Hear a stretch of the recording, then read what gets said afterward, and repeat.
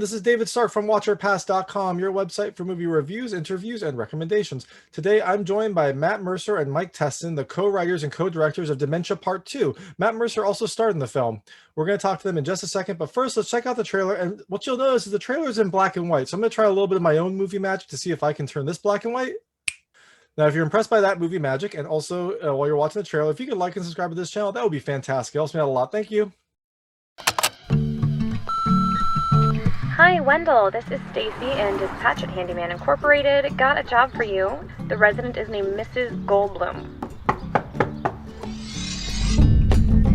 I'm Wendell Niska from Handyman Inc. Sure. Oh, you have a lovely home, by the way. Oh, thank you.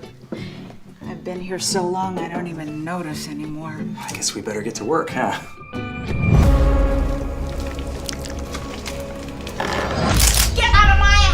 Miss Goldblum, it is me, Wendell. How do you know my name? Miss, are you the owner of this house? No, that would be my mom, Suzanne.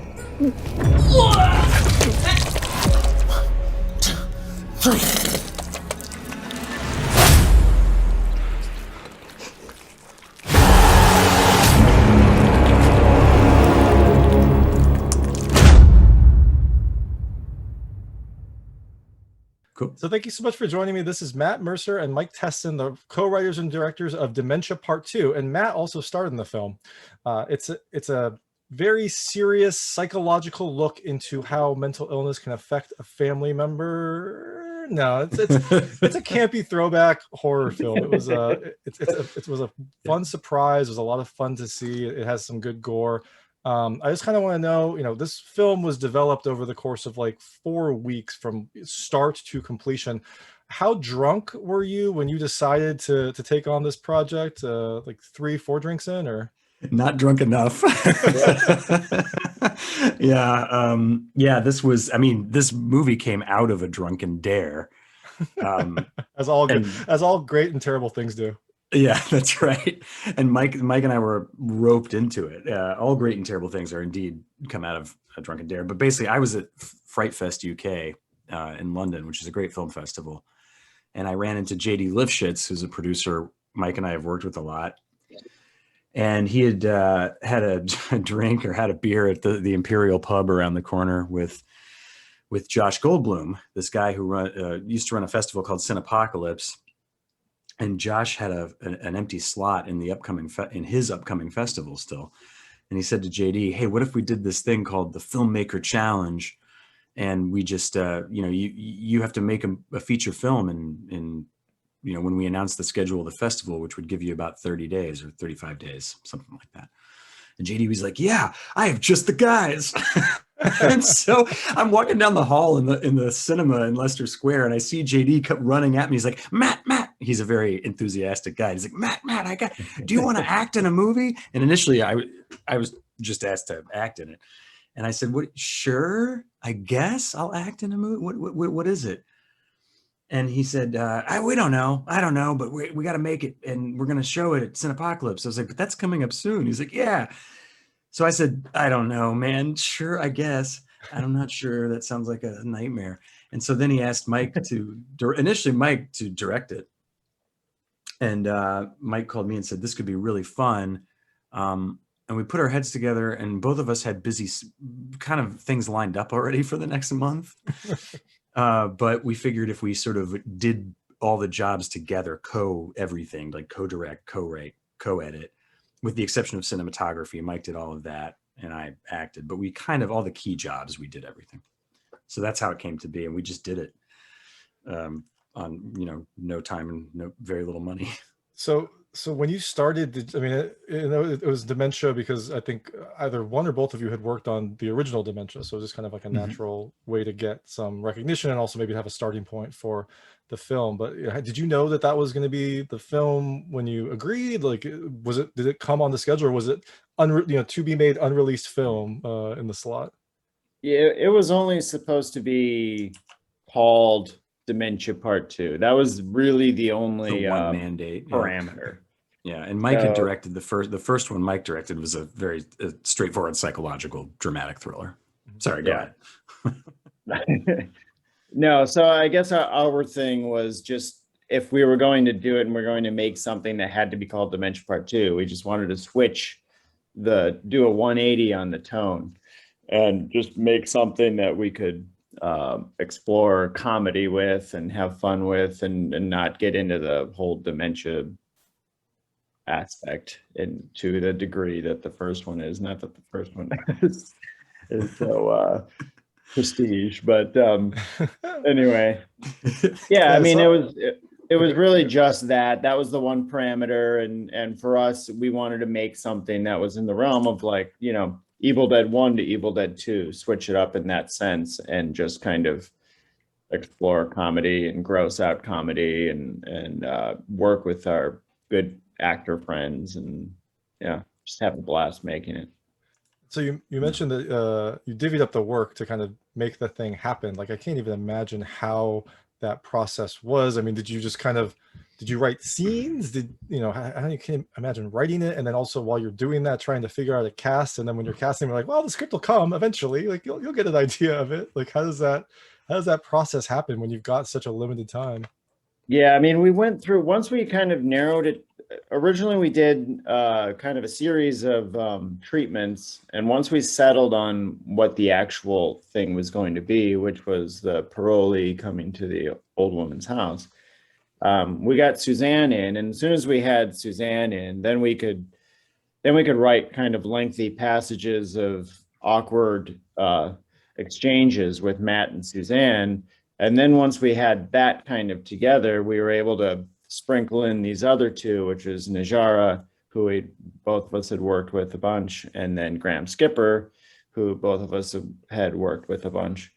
So we were able to kind of then sprinkle those characters in, and those characters also had quite a few variations, especially Graham's character, who was at one time like a neo-Nazi, and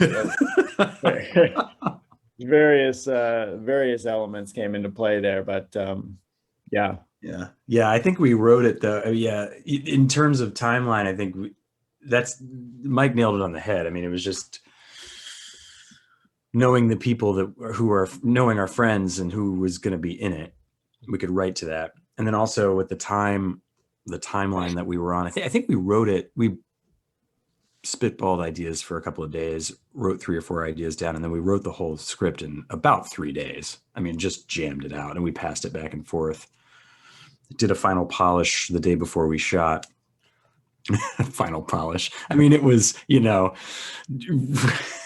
mean, because it's a prestige through it. It's prestige. Yeah. But we ended up with about 54 pages total, I think. And it was like, we got to go. We got to do it. We sent it out to the actors the night before, and I think Graham was first up, I just remember he got the script the night before he had to shoot whatever day it was, and it was like 14 pages, and he shot for half a day and just knew it all. It was amazing. All of the actors did, with the exception of me. Everyone knew their stuff, so because I had no time to memorize. But yeah, it was like 3 days of writing, a week of prep.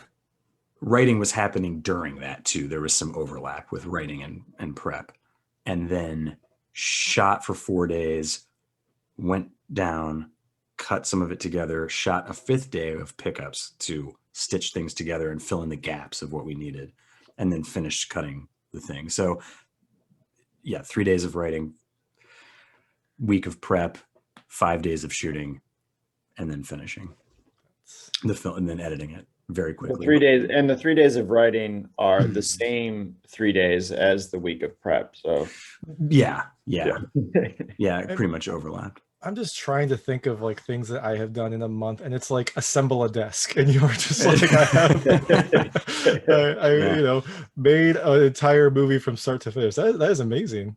Yeah. Well, it's daunting, but you just have to approach it in a different way. Yeah. Thanks for saying that, but it was really just, you just have to approach it in a different way, and know how you have to write to the limited resources and not over elaborate. I mean, if anything, in the writing, I was being too elaborate, and Mike was really good at reining in my way too elaborate effects ideas and like over the top sequences. And I was very set up and payoff heavy in my writing in terms of seeding something. It was just too elaborate, right, Mike? I mean, you would be like, you're owing, I think the way you put it was you're owing too much by doing that. So, right. So Mike. Yeah. I mean, you just don't want to get into the situation when you have such limited time to owe into story elements in order for them to pay off. Yeah. So we just didn't have that luxury. Yeah. But that's also the kind of the strength of the movie, I guess, is just that we didn't overthink anything. We just did, you know. It seems like this experience could be very stressful, but one thing I noticed in the film is it seemed like it was a lot of fun. I mean, Suzanne's character especially, like it looked like she was having a really good time with some of these crazy terrible situations that she was finding herself in. So imagine, I guess I imagine you're both stressed about the timeline, but it must have been fun to kind of reunite with your friends, and also better or worse, this film is going to be on the screen at some point, so there's no fail state for you. So was that fun to to make, even though you had such limited time? I mean, it was definitely I'd say it's probably the most fun I've had making a movie. Same. And we just recorded a commentary the other day, and we were just noting that you can, because I didn't have a camera crew, so it was just me on a small little jib, kind of moving the camera around, trying to pull focus. And I'm watching Matt and Suzanne, and she's spitting bile all over his face and everything else, and she's just so ridiculous. And you can see camera moving, you can see it jiggle a little bit, because I'm laughing behind the camera. But some of those takes are only one take thing, so it's in the film. You can see the movement of the frame. We definitely had to learn how not to be stressed about one take. One to two takes. Yeah. But it is funny in the film. The takes are in the film where the camera is moving up and down because Mike was laughing while watching it. But just to piggyback on that, I would say, yes, we all had a blast.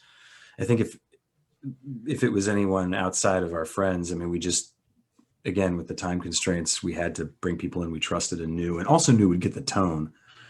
But Suzanne seemed to be having a lot of fun, and also took it very seriously. She seeded in things that she felt the character going through dementia, even though it's not actual dementia. It's generated from a weird animal by some sort of demonic spoilers. Yeah, I know I'm spoiling, but you learn that in the first 10 minutes. But spoiler alert, yes, it's coming from potentially something supernatural. And so she really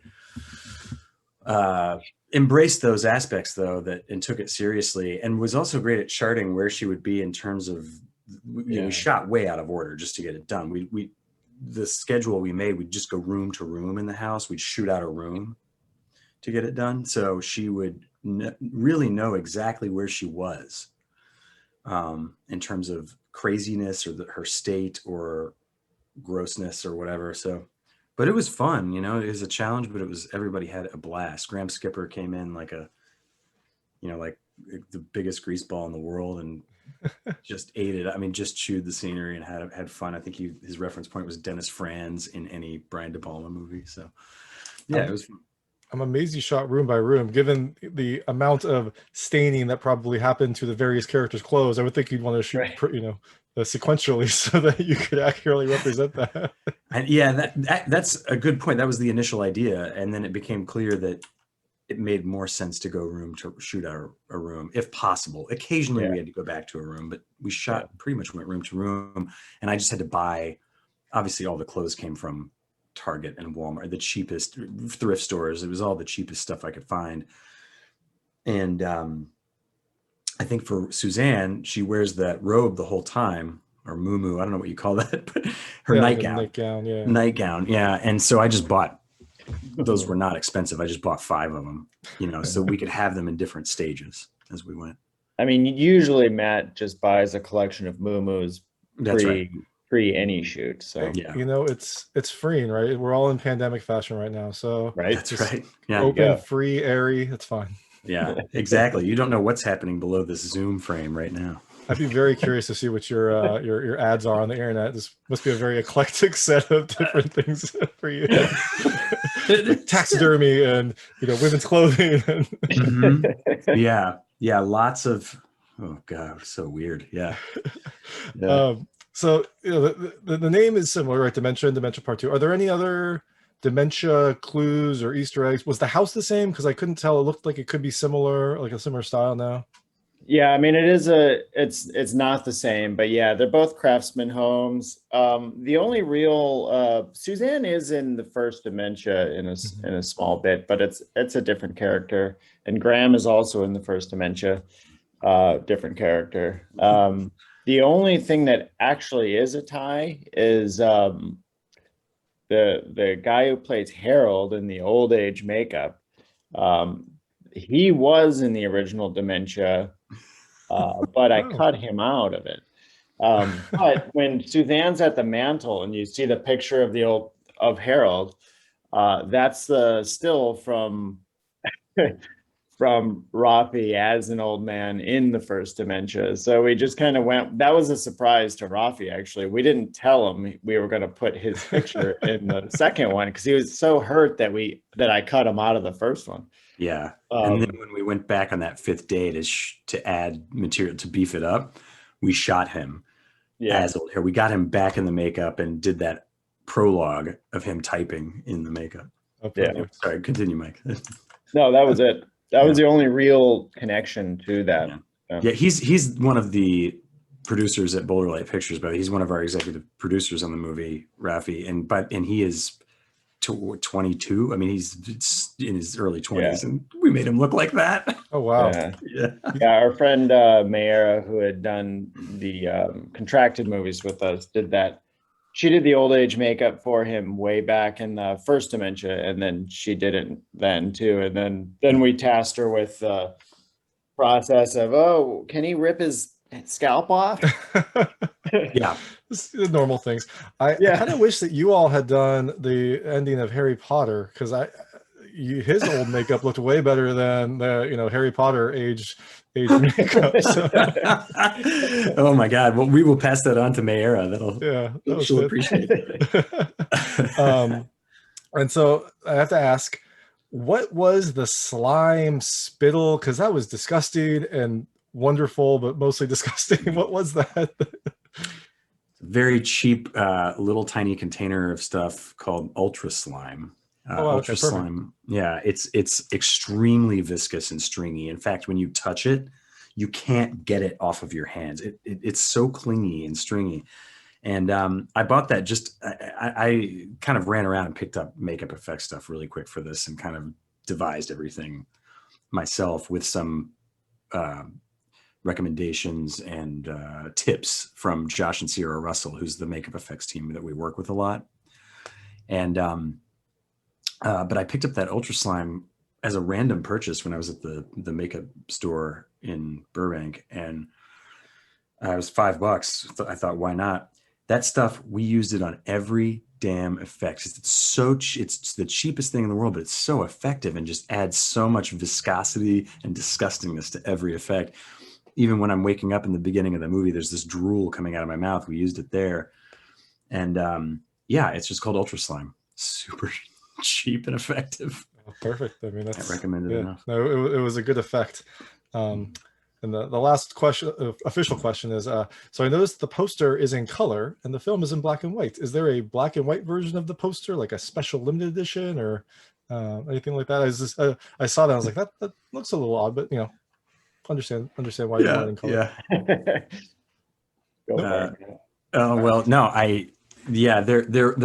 There is a black and white version.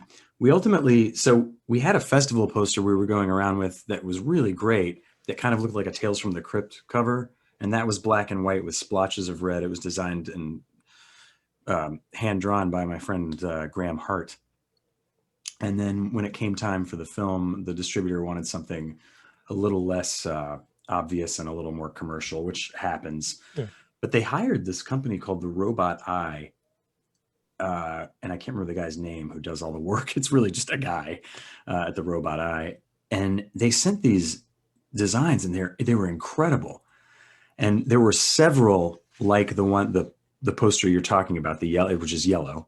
Mm-hmm. It's basically, a drawing of Suzanne looking up toward the heavens and dripping. She's just dripping away. Dripping goo. Her visage is dripping into nothing. Yes. And we saw it. I was like, I can't believe how great this is. This really reflects the tone of the movie, and it's so artful too. No, but there were many colors.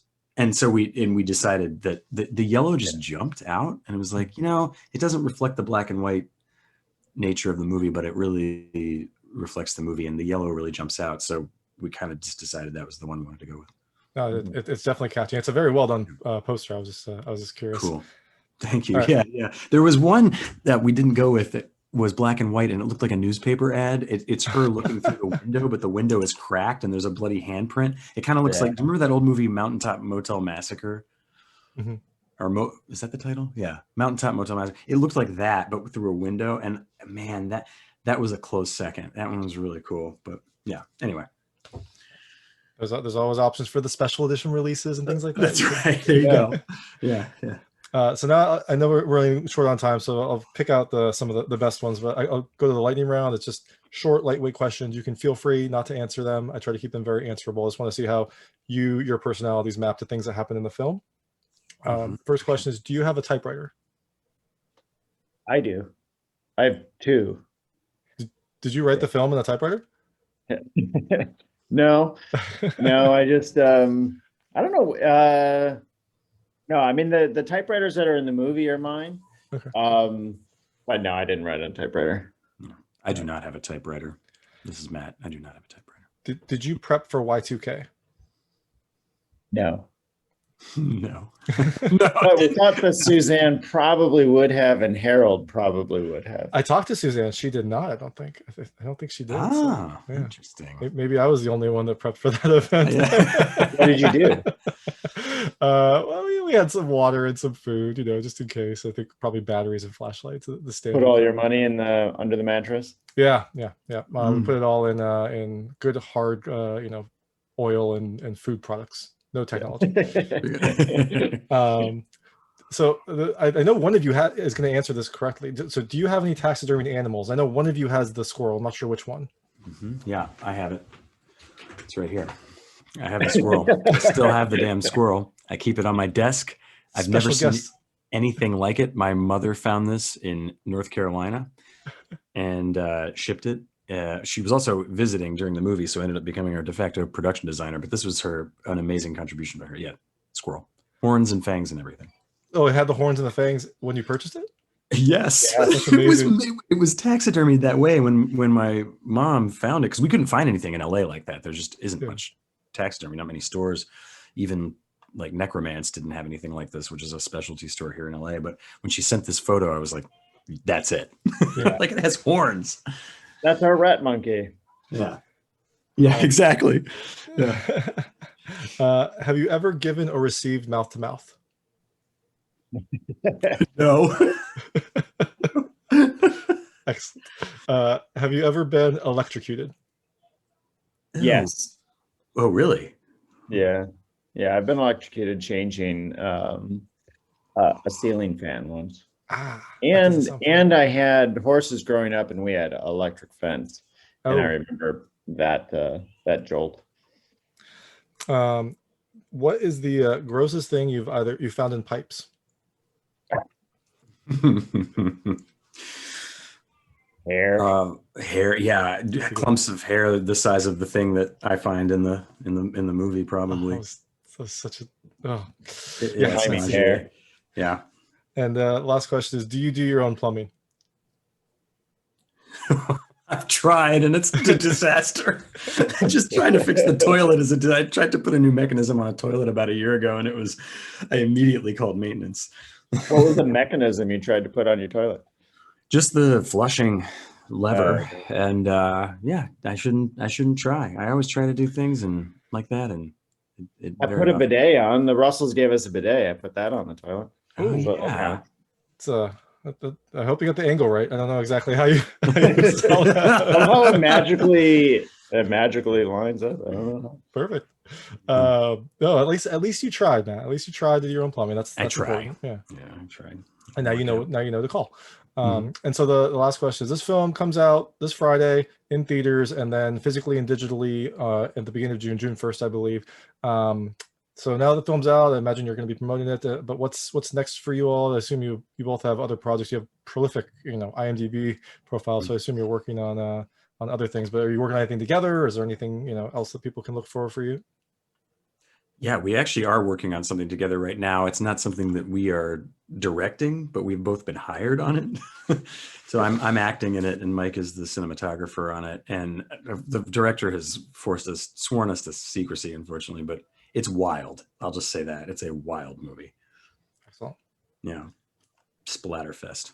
That sounds perfect. Well, Yeah. so thanks so much. Thanks so much for your time. Thanks for joining me. And the film is Dementia Part II. It releases this Friday in theaters and digitally and physically on June 1st, 2021. Thank you so much. Thanks, Thank David. you. This is a blast. Thank you. Awesome. That was Matt Mercer and Mike Testin talking about Dementia Part II. It releases in theaters on May 21st, 2021 and digitally and physically on June 1st, 2021. It's a campy horror throwback. It has some rough relations to dementia, but it's really kind of a film on its own. And if you're in the mood for some sort of fun horror, you're going to really love it. If you like this interview, please like and subscribe to this channel. It helps me out a lot and make sure all my new interviews go straight to you. And as always, please go to watcherpass.com for all your movie reviews, interviews, and recommendations. Thank you.